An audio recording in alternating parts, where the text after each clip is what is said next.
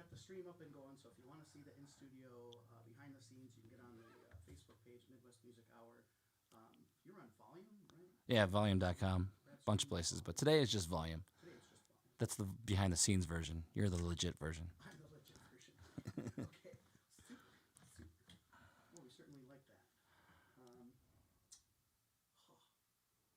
Yeah, well, we didn't do anything with the lights, really, so that's okay. Anyway, why don't we get to a song first? Okay. We'll make sure all the tech stuff is going as it should. You can't hear you. Correct. There's a little bit, a little more. Yeah, a little more if you could. But.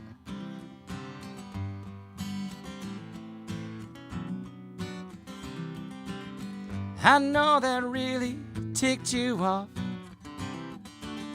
I'd be ticked too if I were you. It's just another one on this bumpy road. Let me tell you, son, I've learned this simple truth. Laugh it off when it won't go your way. Move along if you can't get your say. And cry just for a little while. 'Cause life's easier when you do it with a smile.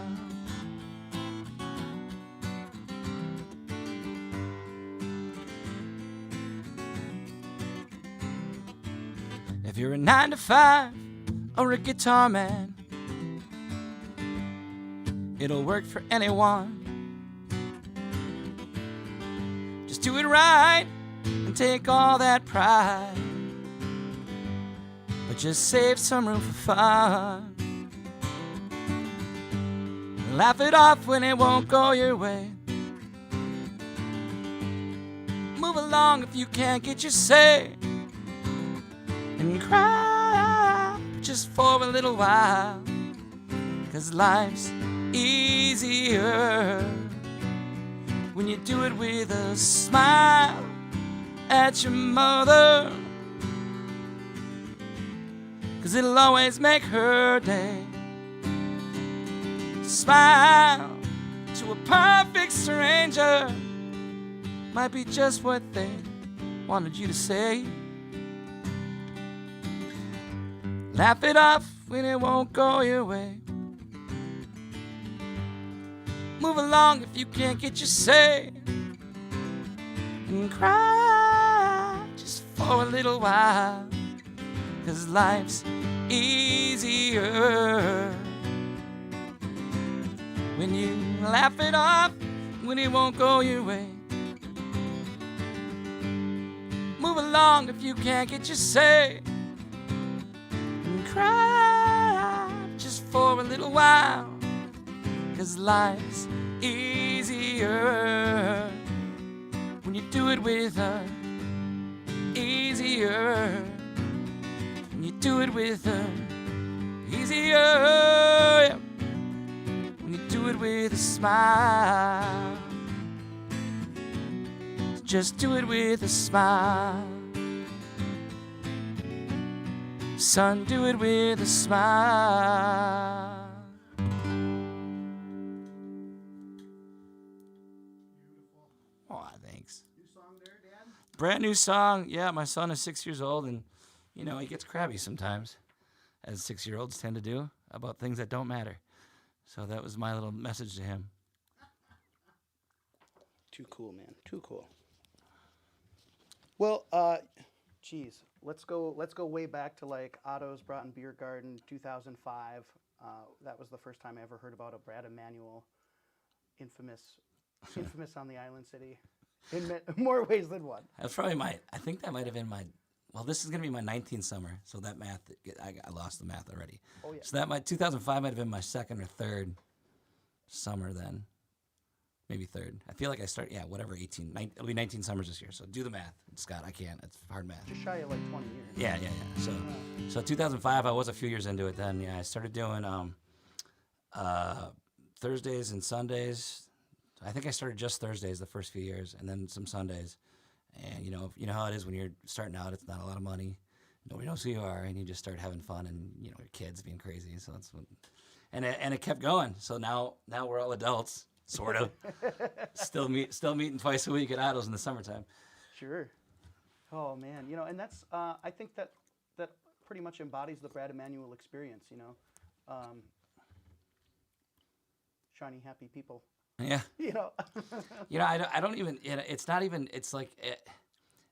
It's not even like it's just what I am. I like to have fun playing songs for people. I like to do that. You know, that's just kind of what I do at shows. I'm not putting on a shtick or anything. It's just, if I'm going to play music in front of people, we're going to have a good time. That's what I want to do. That's my goal. You know, I'm not trying to put anything out there in the world other than let's just smile and have a beer and have a good time with it, you know? So. Right on. Yeah. And to that end, you've got a song list that's enormous. Yeah, it keeps going. It's easier, it gets bigger too now with phones and everything's on your chords are on your phone. And as you get efficient or proficient enough at guitar to fake it while you're going through a song, the song list keeps going bigger that way.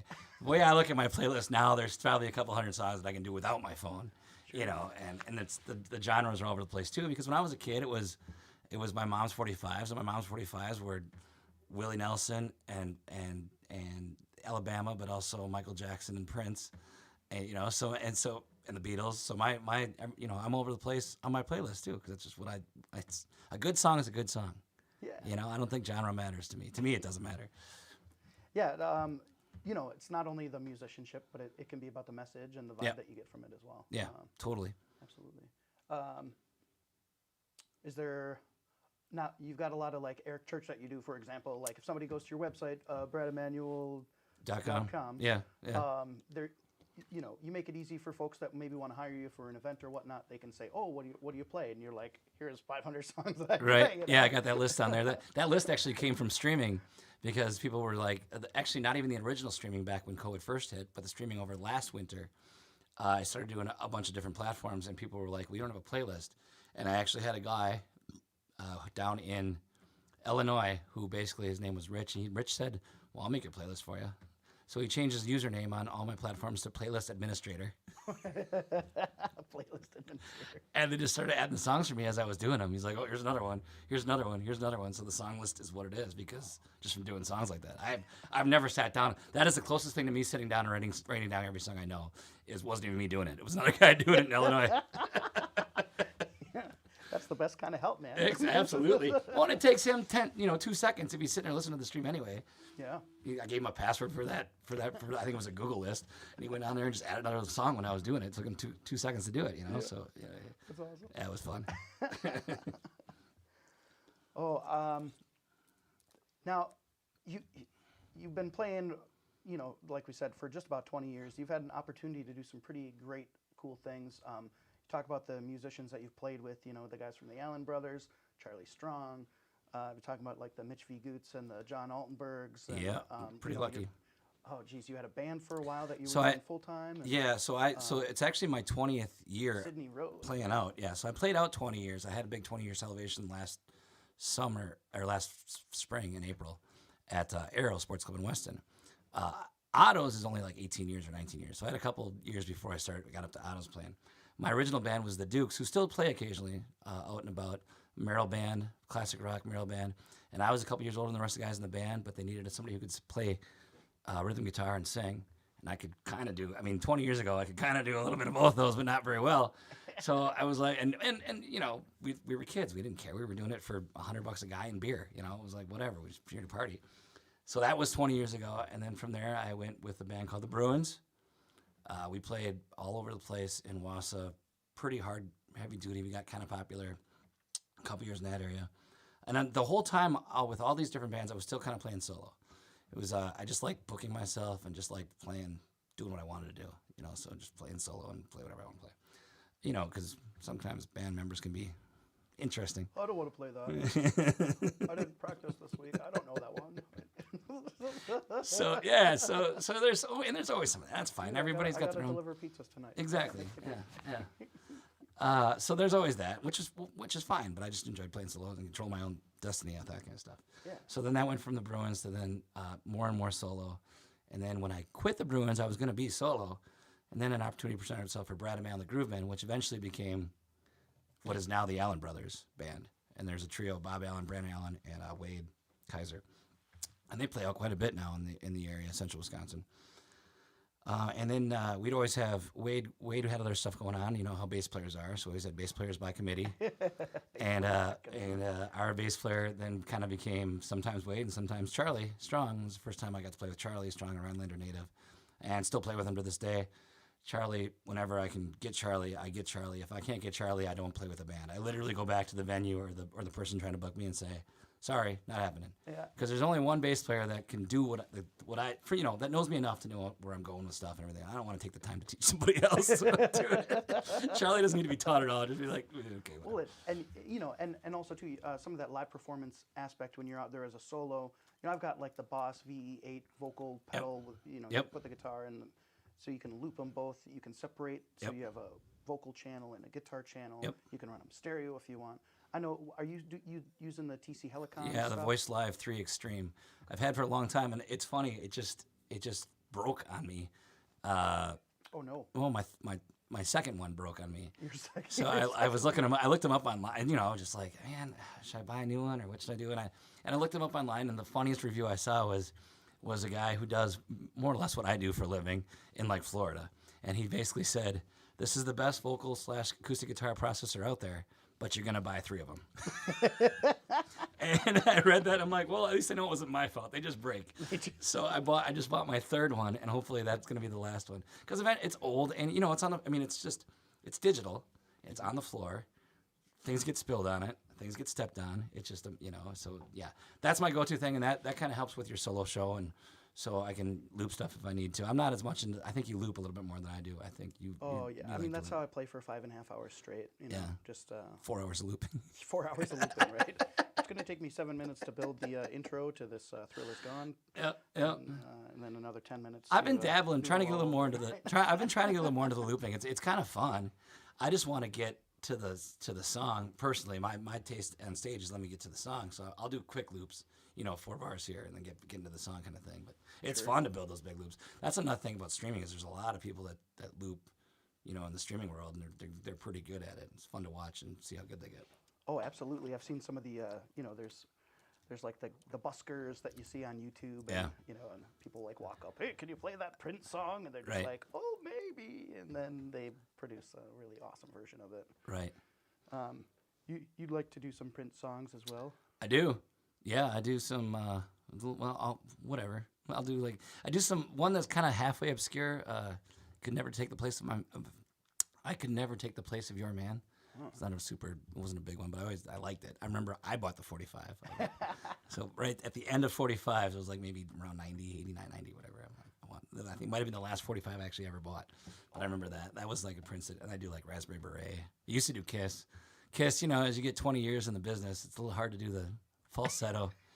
That's a hit or miss. I'll get to the gig and be like, oh, yeah, I think I can do Kiss tonight. All right. Woo. Yeah. Oh, as I was asking you that, I was thinking about, like Meatloaf just passed away. Mm-hmm. Did you all notice that spike of people coming up and requesting an artist that's just died? Yeah. Right when, for example, the Meatloaf one, I don't know Meatloaf at all. Like, I've never done them. Have you ever done a Meatloaf song? No. Yeah, I've never done Meatloaf either because I won't do that. They're 10. Yeah. I figured if I learn 2 out of 3, that ain't bad, but I'm not going to. No. But I didn't. All I gave her was it was the bridge of that or the chorus of that. I would do anything for, and that was it. I'm like, I'll give you a chorus because I'm not going to go through 20 minutes of me. Like, a song is 10 minutes long. I'm like, I don't want to do that. There's a lot of orchestration. Yeah, exactly. Oh, yeah. And I just start playing those songs. So, yeah. But other stuff, there was always, every time, Michael Jackson, too. That was, I remember the night, literally the night Michael Jackson died was an Otto's gig. It was a Thursday night. It was August. I remember that. So I was doing some Michael. I started the night with Michael, with Jackson 5, I Want You Back. It makes people kind of like, oh yeah, we remember this, and this was, same thing with Prince. You can start with Purple Rain or something when he's, and he died in April, and he's got that song. Sometimes it snows in April, and he's like, so there's, yeah, but yeah, I don't mind doing the tribute stuff when it comes up. It's part of the gig. Yeah, it makes the crowd feel something, a sense of community, maybe with the music, I think. Yeah, everybody, while they're like a, public figure, if you will, Yeah. People always, feel a loss there, Right. for those that they have a connection with. Yep, totally. Speaking of that, you want to bust into another song? Sure. You feeling, how are your ears there? Feeling okay? I think they're fine. I got that leveled out all right? I think they're fine. Hope You, so. you inspired me. I'm going to do that. I'm going to do that obscure Prince tune. Oh, yeah? Yeah. Oh, fantastic.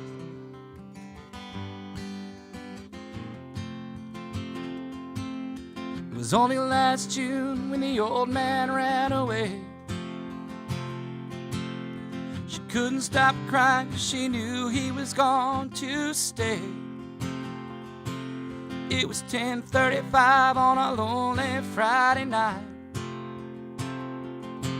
She was standing by the fire, she was looking alright.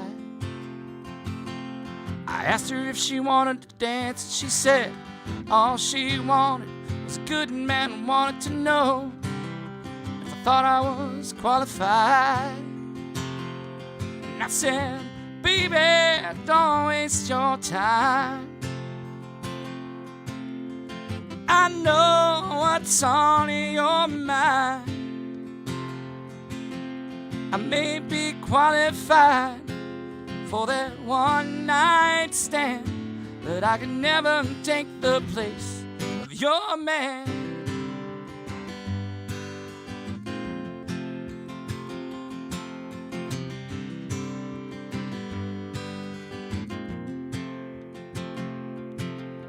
It hurt me so bad when she told me with tears in her eyes he was all she ever had, and now she wanted to die. He left her with a baby, another one on the way. She couldn't stop crying, she knew he was gone to stay. She asked me if we could be friends. I said, oh honey, baby, that's a dead end. You know and I know we wouldn't be satisfied. I said, baby, don't waste your time. And I know what's on your mind.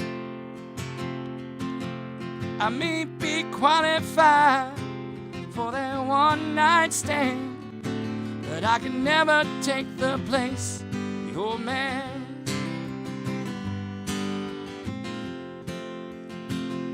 Place of your man, no, no. I said, baby, don't waste your time. I know what's on your mind.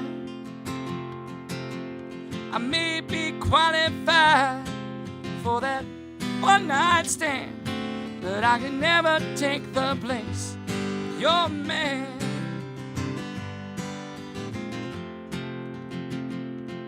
No, I can never take the place of your man. Have you heard that one, Scott? No, I haven't. Now you have. It was a single and everything.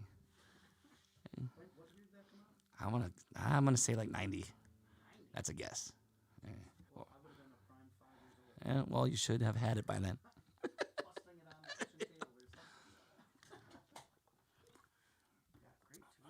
Might have been a little later. Might have been 92-ish. I don't. I just remember having it.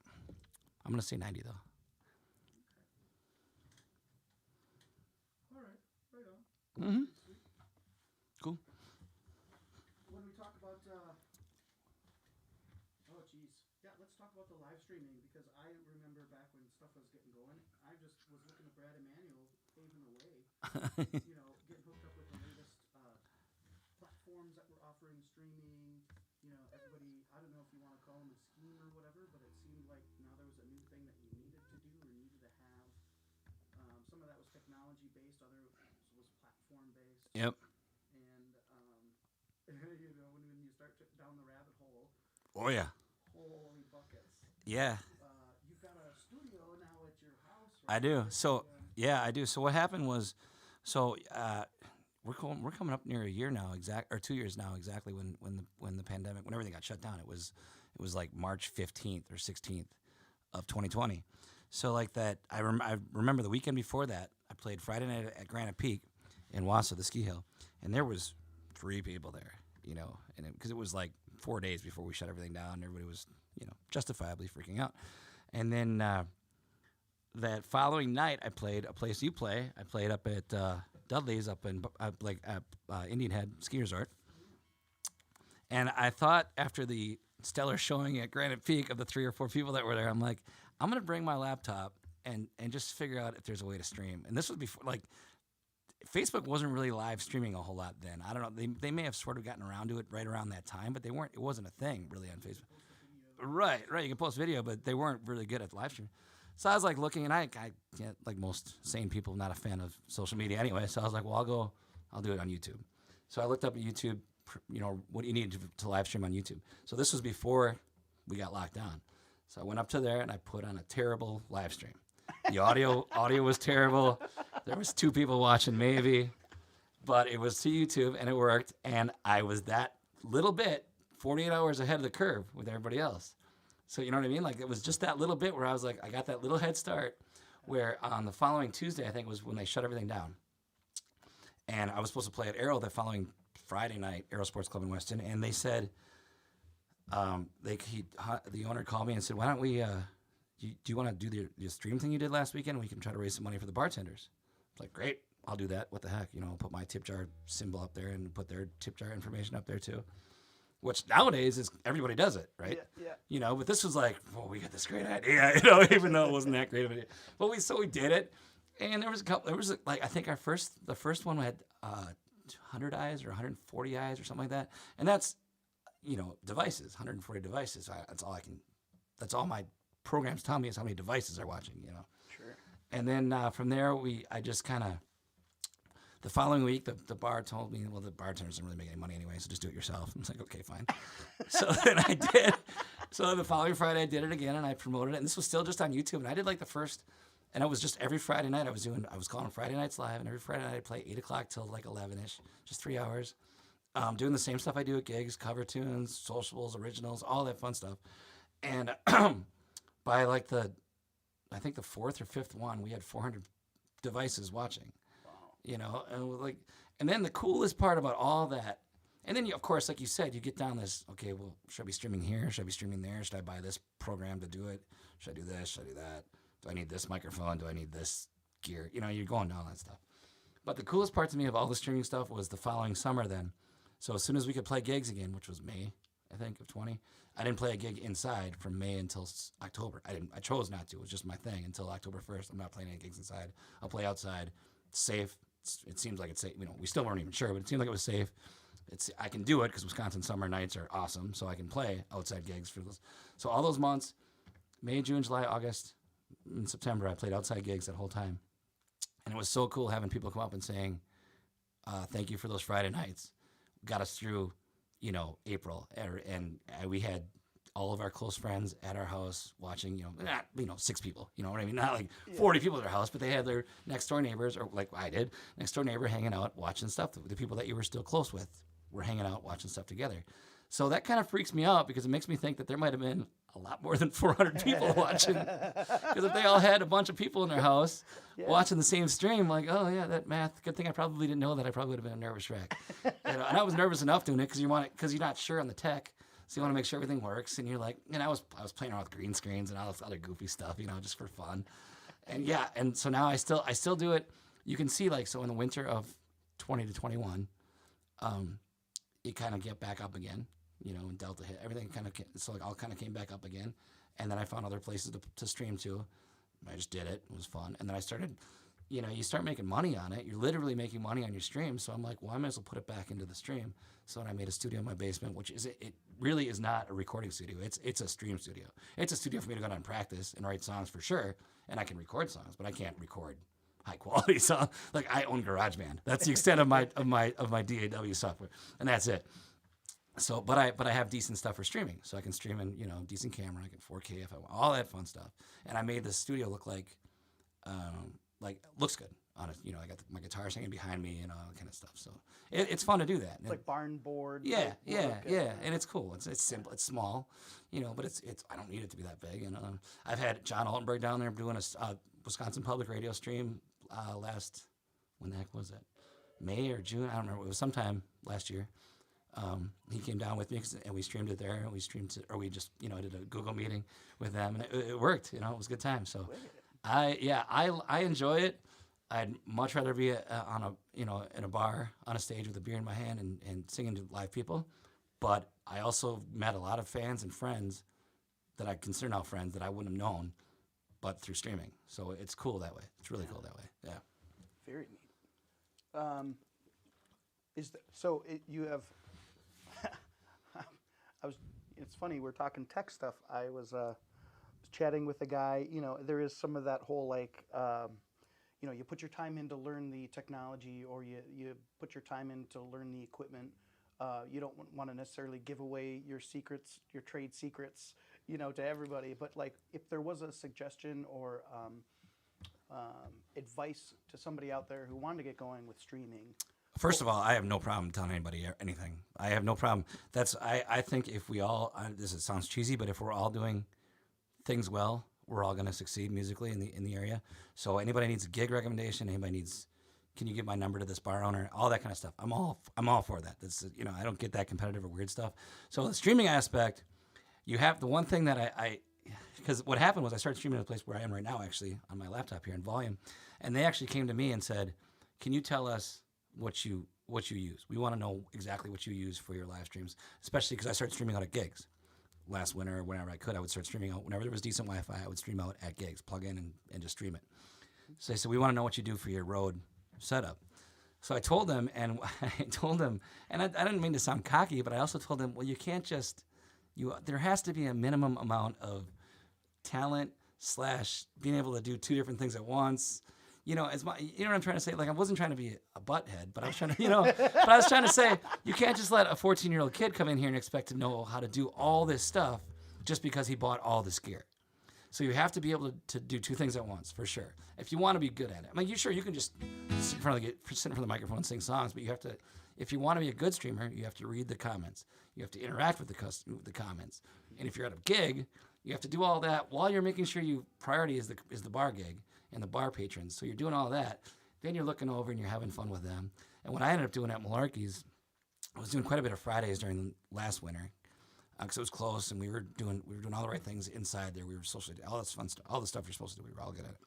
So what I was doing then was we had it on the big screen behind me. The actual stream was behind me on on their pull down monitor, and then we had it on their TVs behind the bar, above the bar. So then I had another camera on their bartender Sam, and I called it Sam Cam. Sam Staples, Sam Staples plug. Nice. We had that on Sam Cam, and then we had a camera on the crowd dancing. I still do this whenever I'm at Malarkey's. A camera on the crowd that may or may not show up and may or may not be dancing, and then the camera on me. And then I would switch around. I'd be able to, and this was kind of back to what I was saying, without trying to be some kind of, you got to be able to play a song and then hit a button and switch to the other camera and then keep doing the song while you're reading the comments and saying, "Hi, Nikki. Hi, Jake," while you're doing stuff like that. Yeah. Still being able to get through the song and realizing your priority is the crowd in front of you, the live crowd in front of you. And this is just a secondary fun crowd that I love, but it's not the crowd that you're supposed to be, that you're getting paid for. Right. Yeah. And Tyler liked it. The owner of Malarkey's, he loved it. He's a techie dork like you and I, so he loved it. He was all for helping me pull down, get the screen ready. And what if we try this? What if we do that? I'm like, yeah. We had the first couple streams I did from Malarkey's. We had guests. I had a guest calling from Texas and play a song. The following week, I had a guest come in from Canada and do a song. Windsor, Ontario, came in and did a song.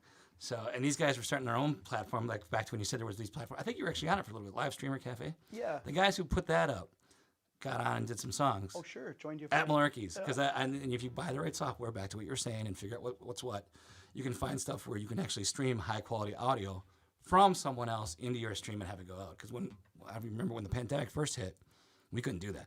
Like, if you would try to call into my show, it would sound like crap. It would sound terrible. Oh, yeah. And they've gotten better at that if you know where you're going with stuff and how to do it. Everybody's gotten better with it. Zoom got better with it. The platform I use is called Ecamm. It's a Mac, kind of proprietary Mac thing. They got good at it, and that was what I used that night, those 2 nights, is I'd have them call in, and it sounded like they were there. Like, it sounded like legit piano. They were both piano players and singers, and they sound like legit piano and legit vocals. Everything worked. So it was pretty cool, you know. That's the dorky cool, but cool. Yeah, man.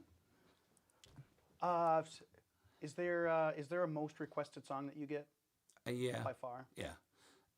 Yeah, Cecilia. I've been playing Cecilia for 20 years, Simon & Garfunkel. So that's the one that Otto's is kind of known for, I think. So that's the one. And I don't really get sick of it. It's high. So I try to do it in the third set or, towards the end. I'm the opposite. I need my voice warmed up to do high songs. I don't know how people are, but the way I am, the warmer my voice is, the more I can get those notes. So that's the one that pretty much everywhere still gets requested on a regular basis, but especially summertime at all the summer joints. That's the one that gets it all the time, yeah. And you're doing 5 nights a week, summertime, 7 nights a week? 6 in the summer, 5 6 in the summer, and then the rest of the year 3 or 4. Right on. Busy enough. Yeah. And you know this too. As we get better at it, we can figure out. We can actually take some time off. Figure out. I think I'm gonna take this weekend off for a change, and actually enjoy the weekend and all. So, Yeah. and I love my job, so I don't necessarily always do that as much as I should.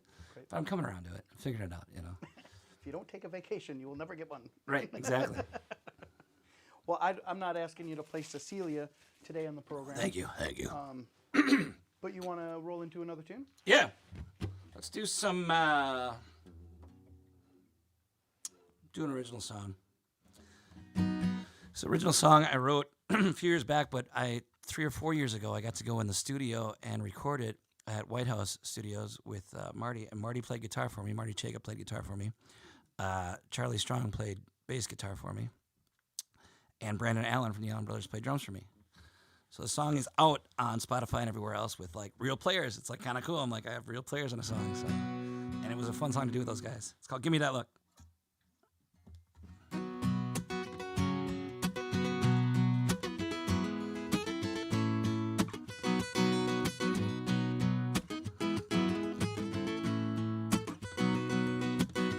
Probably runs in the family, some sort of male-dominating gene. I bet your great-grandma gave it to your great-grandpa at the turn of the century. One of those things that gets better with time, bottle of sweet red wine. There's no doubt in my head what it means, girl. It's easier to read than a stop sign. Every time you glance my way, I feel like a fish on the end of a hook. I'm not so sure about those games you play. Oh, I love it, baby, when you give me that look. Won't you give me that look?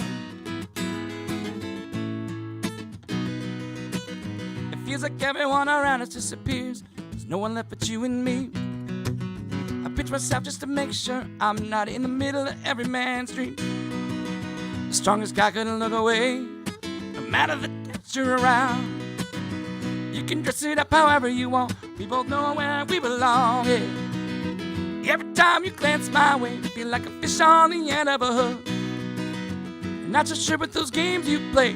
Oh, I love it, baby, when you give me that look. Just to give me that look. Your eyes just met mine. Better moment you'll never find. Let's just call it a sign, and you can give me that look for the rest of my life.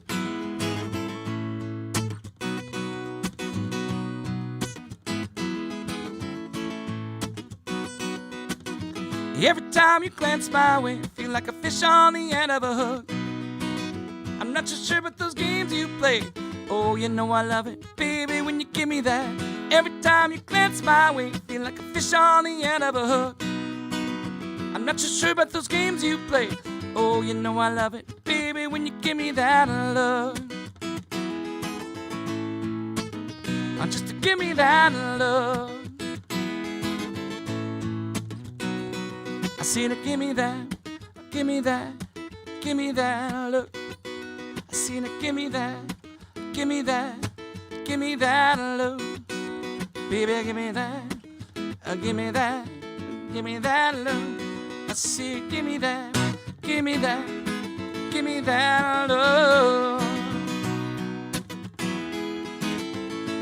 Baby, give me that look.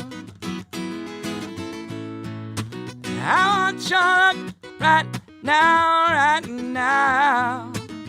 Just to give me that look.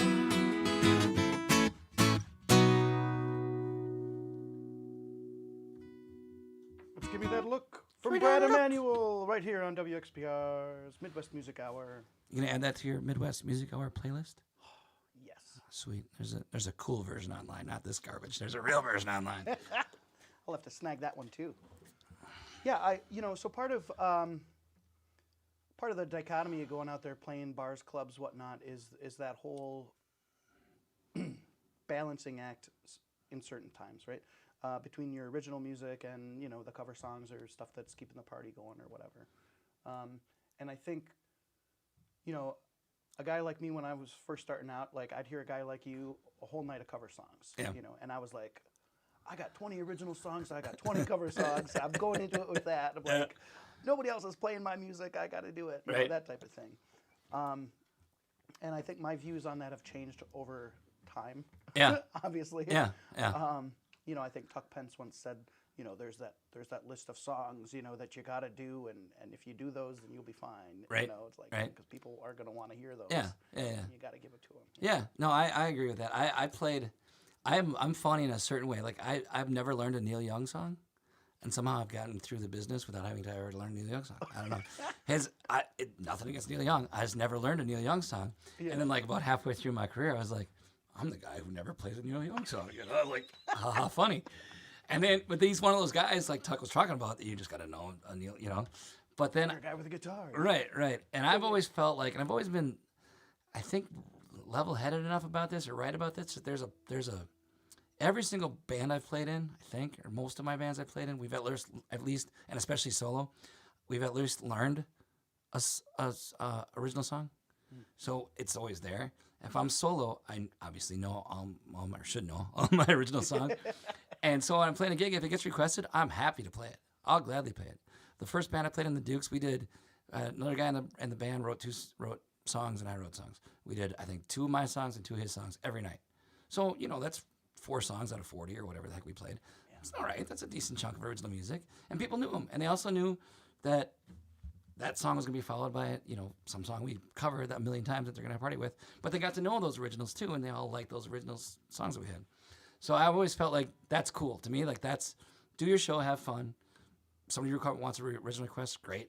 If you want to throw 1 or 2 in, awesome too. If you want to do a whole night of originals, that's great too. What works for me is mostly covers with the occasional original if somebody wants to hear one.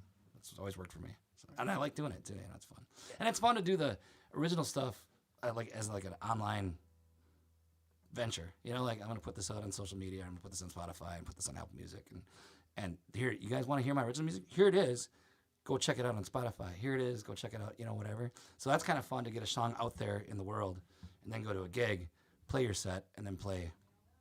And then here's my original that I just released. That's kind of a fun little thing. You know what I mean? Like, then they're like, oh, he's more than just a cover guy. Because. Absolutely. And I get that knock of being a cover guy. I don't consider it a knock. It's what I do because I like doing it.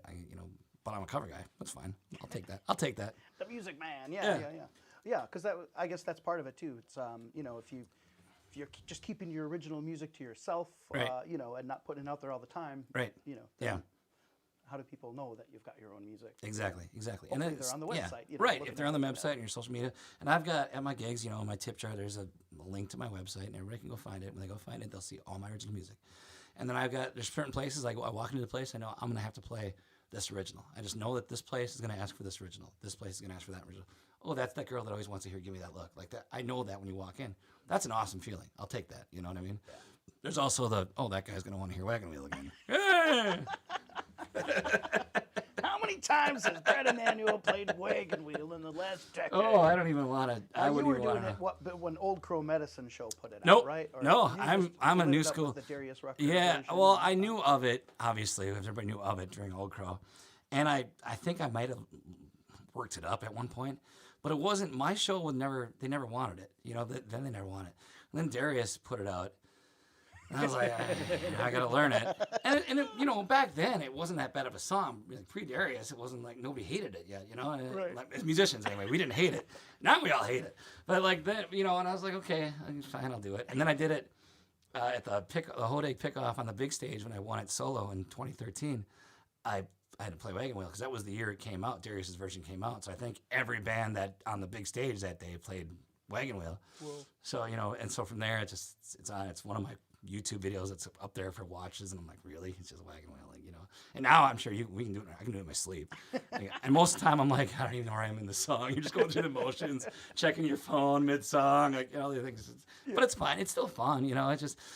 I feel like it might finally be going down a little bit. I might finally be wearing off people, thankfully, where it's more of like a first set song and it's not, let's get the party going and play Wagon Wheel. Right. It's not that anymore. This is going to really tear it up. Yeah, exactly, where it used to. Painfully so, Well, it's great that you mentioned that. Solo victory there, and like you're saying, in terms of the band competition there, but you also won it as a group. Yeah. Twice? No, just once. One solo in 2013, which I didn't expect to win. I went, so I went to the regional qualifier. I won Plover, which is like the Wausau/Plover Point area one. I won it down there, and I wasn't even trying to win it. I had a gig the night before that went late. I was tired. Those pickoffs started like noon or something like that. Yeah. And I was tired, and I remember my wife woke me up saying, "We got to go to the pickoff." I'm like, "Oh." So I went down to the pickoff, and I'm like, they call me because they just needed a filler, which is fine. I'm like solo guy. I'm not gonna, I didn't want to win it. Not you don't want to win it, but you know what I mean. It's not your goal. I'm happy to fill, go in there, be one of the artists, and just get through the four bands and have fun. The same thing, just have fun and whatever, get them out there. Oh, it's a great, great You've probably done the same thing, yeah. Sure. So you're like, great, I'll do that. Well, then I remember my wife was standing by the table near the judges, and a bunch of the people that were at the table knew the judges, and they had all the artists go behind the stage, and she's mouthing to me that I won. I looked at her like, whatever, gave her this eye roll. Sure I did. And then they announced third place and second place. And I'm like, oh, God, I think she might be right. So then I went up there and won that, and then fine. And then they do this thing at the end. So the pickoffs are all regional, and I'm sure your listeners they're like, there's one in Wausau, one in Rhinelander, one in Green Bay, one in Milwaukee, and one in the UP, I think. Or they used to be like that. So the last one's by Green Bay, and after they announce the last winner, they draw the order for the main stage of the pickoff. And there's this I don't know how true it is, but everybody thinks the person that goes last. Well, I'll tell you exactly how true it is. People that think that everybody goes last is the winner, or has the best chance of winning. Well, I got picked to go last, all right? And I won. However, in 2019, when the Brad Emanuel Band, which was myself, Charlie Strong, Harold Malo, and Brandon Allen, when the four of us won, we were first. So there you go. Oh. So I'm kind of proud of that. You got your bookends. Exactly. I'm like, I don't want to hear about the order because we were first and we were last. But those are fun. I mean, when I first did them, I was just trying. I did them for a long time, and it was just for fun. I didn't have any notions about winning. I feel like if you bring a band in and you build a good playlist, like when we won in 19, I feel like I kind of knew what I was doing. We built a playlist for the pickoff, and we made those songs good, and we did everything right, where we had a chance. Solo, just having fun. Yeah. So it's a fun. Hodag. It's a blast. It's whatever. It's Hodag. It's Hodag. Yeah. and you play around campfires and stuff at Hodag, or have you done the pavilion gig out there? Oh yeah, the main stage and everything. So I usually play the Hodag Pavilion on Mondays to about 6 people. Okay. Nobody. It's because people aren't expecting there's people there, but they're camping and they're doing stuff. Well, this year, it falls on a Monday. Or the Monday falls on a 4th. 4th of July is on a Monday. Let me get that out now, finally. So I already had a gig. So I was emailing Hodag back and forth, and they were like, oh, yeah, will work for you. So this year I'm kind of excited. I get to do the Wednesday pavilion, which is actually during the chair line, which if you know Hodag chair line, there's a bunch of people that all kind of try to get their best seat in the house kind of thing. Yeah. So I'm doing that Wednesday. That's kind of fun. I've been doing the Monday for a long time, and then throughout the weekend, I shouldn't say throughout the weekend anymore, because now it's basically just one. I play one campfire gig, which isn't even a campfire. It's in the afternoon. It's right after the pickoff, just for like 3 hours, just to local Mosinee people that just kind of Mosinee, Wassa, Merrill, like Rhinelander. This whole little zone that comes in, and we just party for 2-3 hours, and then we go to the big stage. So and it's fun, and graciously the Hodag lets me do that. You know, because they could easily just say, no, you don't play live music, but they're nice enough to let me do that, and it's cool. So I appreciate them for letting me do it. It's awesome. Right on. There's also talk about other outdoor cool things in the summer. The Brad in the Sand.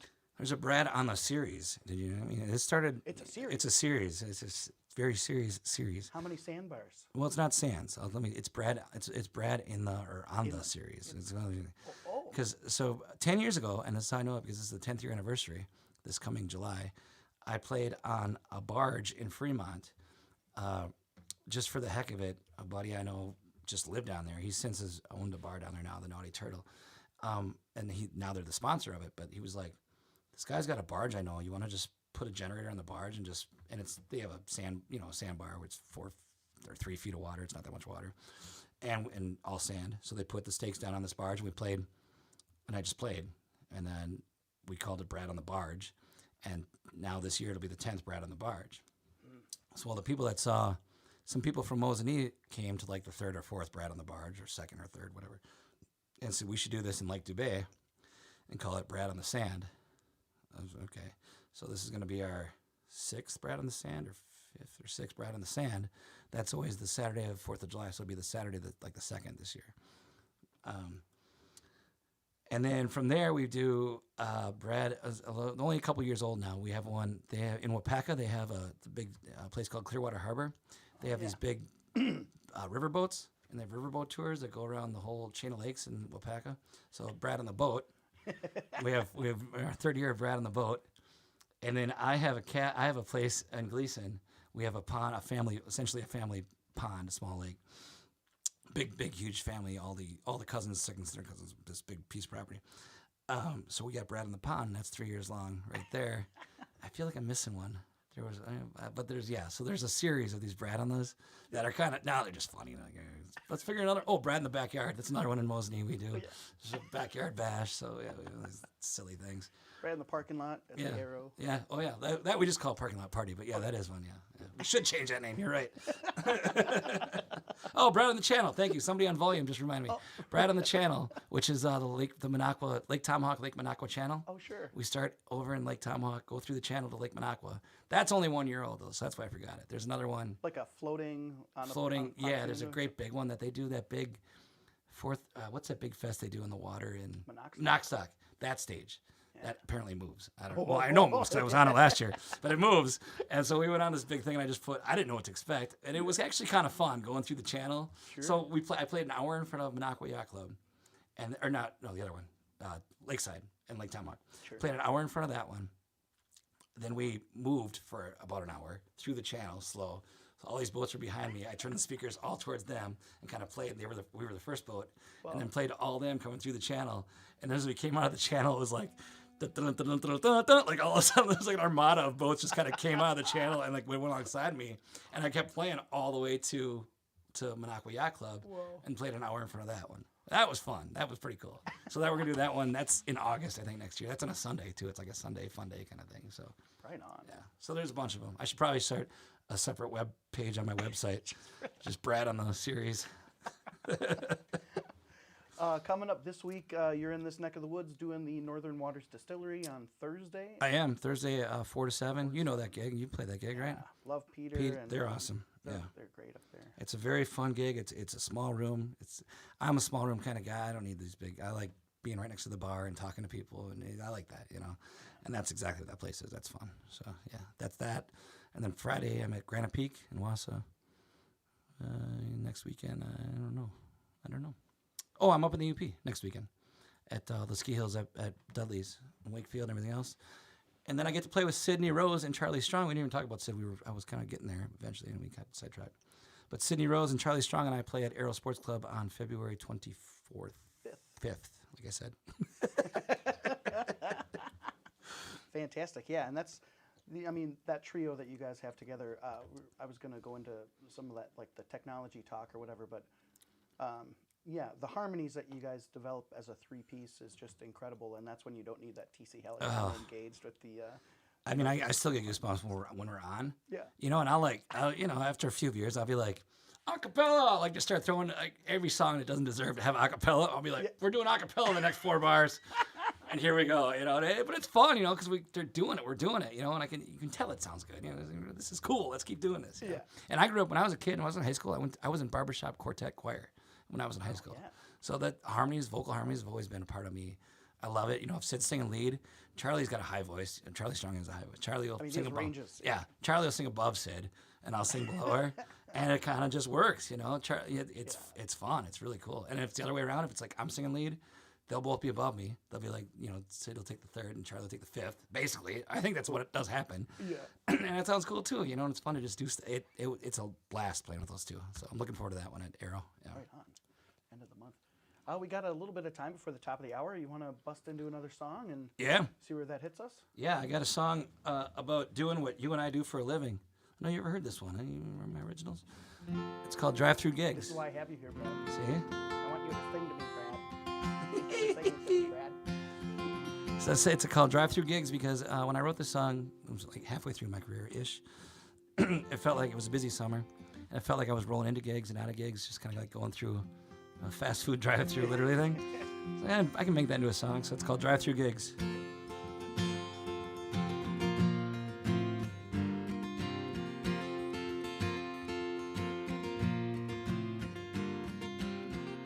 Just another Friday night, I'm heading on my way. Last look in the mirror, I should really die that gray away. It gets me thinking back to when this life chose me. When I bought me a guitar, when looking for some harmony. Wrote a few songs, found someone to sing them to. Can't call it a dream, let's call it my life come true. Living my life in a minivan through a tip jar, and the only thing I've held close is this old red guitar. But with everyone I met and everything I've seen at these drive-through gigs, nobody can tell me I never made it big.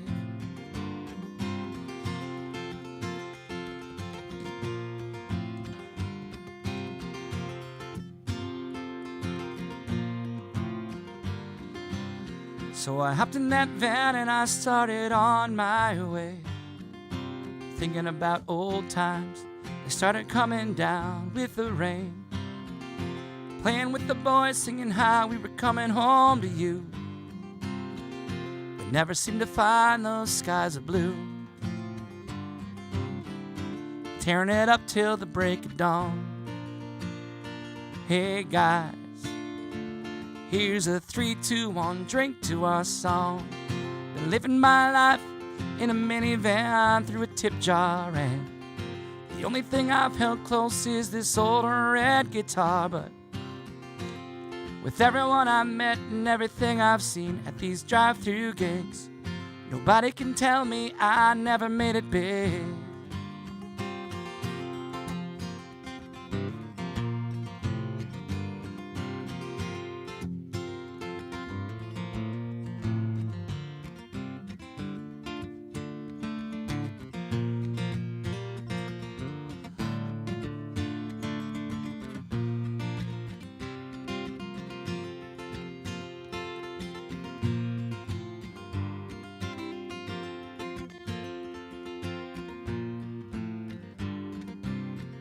Another show over, the sky's clearing up now. Packing up all this stuff never gets old somehow. I'm on my way home and I start to drift away. So I turn on that radio in my head just to keep me away. It's playing a song I haven't heard before. I can't wait to get home and write it down so I can play it some more, yeah. Been living my life in a minivan through a tip jar, and the only thing I've held close is this old red guitar. But with everyone I met and everything I've seen at these drive-through gigs, nobody can tell me I never made it big. Been living my life in a minivan through a tip jar, and the only thing I've held close is this old red guitar. But with everyone I met and everything I've seen at these drive-through gigs, nobody can tell me I never made it big. Nobody can tell me I never made it big. Nobody can tell me I never made it big. Here on the Midwest Music Hour.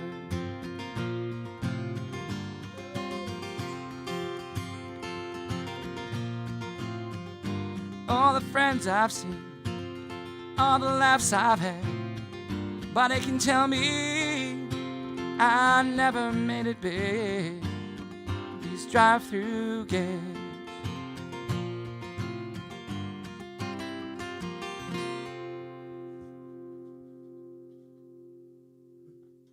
Beautiful, dude. Thank you. 2:57, 2:58 now, I guess. And I want to say thanks for coming up to Rhinelander and joining me on the program today. My pleasure. It was a blast. Thank you, man. I got to say something about this beautiful Gibson that you've been playing because it's pretty sweet. Yeah. Yeah. Nice guitar. My Said it wife was surprised from me. your wife? Yeah, my wife surprised me for Christmas. So thank you, Jamie. Hint, hint. Yes. Callie. Yeah. There you go. There you go. Yeah. No, Every no. musician's wife should be as awesome as my wife is There you go. about there you go. guitars at Christmas time. No, if you're a wife to a musician, you're probably just an awesome You already person are. already. Yeah. You know, you're already you've already done enough. Yep. They should have a club. They probably do have a club. They just don't tell us about it. Yeah. So BradEmanuel.com is where people can find your music, find your merch. You've got some great hats and. Well, by the way, I have a hat for you. I left it in the. You know what happened? It's in the truck. It fell into a puddle, and I felt like a schmuck bringing in a wet hat. So hopefully it dries out, and if it doesn't, I'll just give you one next time I see you. Well, thanks, man. Yeah. But actually, hats are only. My merch is only available at gigs. It's one of the ways to get people to come watch me. Ah, there you go. So online, you can find music. You can find links to YouTube. My whole schedule's online. And that's where you're gonna find them for the hats. Yep. Yep. Come to a gig. Yeah. Hats, cool. T-shirts, koozies. Koozies equal tips in the summertime. I have koozies. If you tip me, you get a koozie. Free koozies. It's not really free, but you know what I mean. A tip equals a koozie. Yeah, You know? it's a little carrot out. Yeah, exactly. Well, yeah, such a treat. Great catching up with you, and You thanks too. for being on the program. And if you, like I said, if you want to hear more about Brad, head over to BradEmanuel.com and hook up with him on his social media platforms and whatnot, and maybe catch him around the area. Like I said, Northern Waters Distillery, and Aqua on Thursday, and then the rest of the schedule's online. There you go. Well, 3 o'clock, you are tuned to 91.7 FM, WXPR Rhinelander. Also heard at 100.9 FM, Ironwood Hurley. Listen online at WXPR.org or ask your smart speaker to play WXPR. Programming on WXPR is brought to you in part by our day sponsor, Brian and Kelly from Lombard, Illinois, wishing a happy birthday to their wonderful children. And we're just wrapping up this special session of the Midwest Music Hour live from Studio A, kind of like the official first musical guest in Studio A that I've had since we're kind of coming back special. here. Feels so Really special. cool. Yeah, thanks for breaking it in and being here, Brad. Do you want to go out with another tune? It's up before to you. we let I don't care. go, or It's up to you, man. What do you want? You got time? I got time. Okay. I got time. Well, sure. I just told you about my awesome wife and that I'm a musician. Do you think I have time? I got time. Sure. Wait, what you want? Wagon wheel, don't you? That's what you're doing. Oh, I think we're getting a phone call request for Wagon. Oh, okay. Okay, perfect. Yeah. How about some story? Another quick story of her song here. I wrote this song, a girl at Otto's on my first year at Otto's. She came up and said, "You should write a song about me." And I said, "What's your name?" She goes, "Leslie." Following week, I came back with this song. Oh. It's called About Leslie.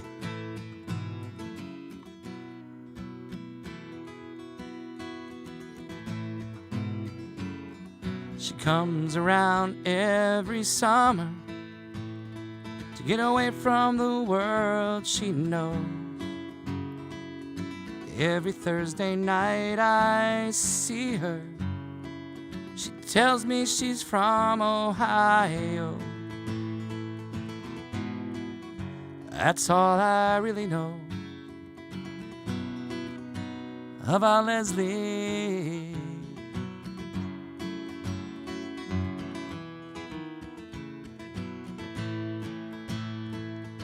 I don't even know her full name.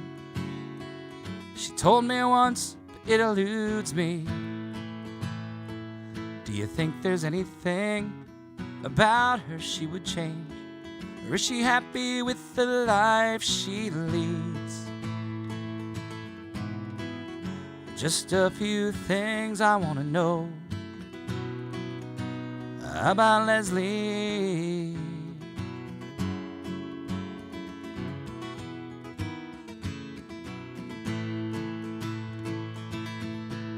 How's her family life? What's her shower singing like? Does she need someone to hold her as she sleeps every night? Tell me everything there is to know about Leslie.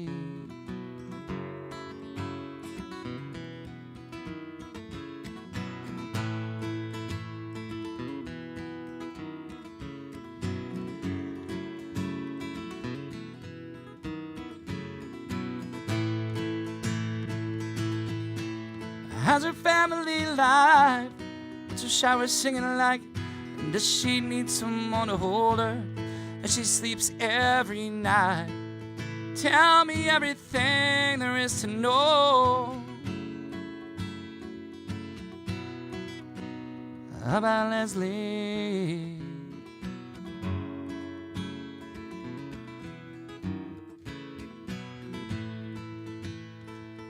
I wonder if she knows her smile lights up the room. I wonder if she even cares. I wonder if she knows she's beautiful. It's no wonder I can't help but stare.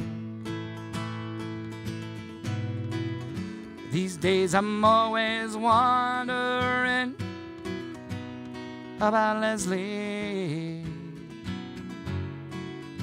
About Leslie. Oh, she comes around just about every summer.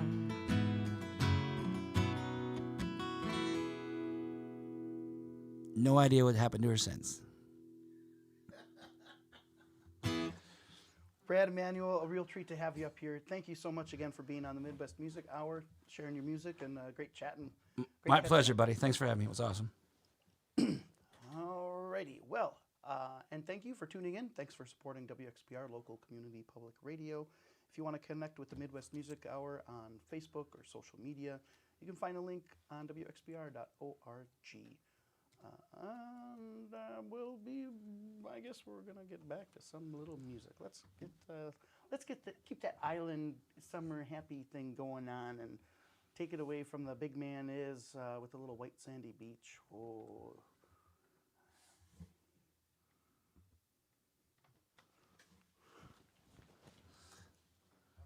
Nice. Who's this? Is. Who's this? Is. This is Is Israel? Oh. I mean, okay. Oh, yeah, say his name. Yeah, I'm with you now. The guy you did Somewhere Over the Rainbow. Yeah. Thanks, buddy. That was fun. Yeah, thank you. It was. It wasn't so painful now, was it? It was awesome.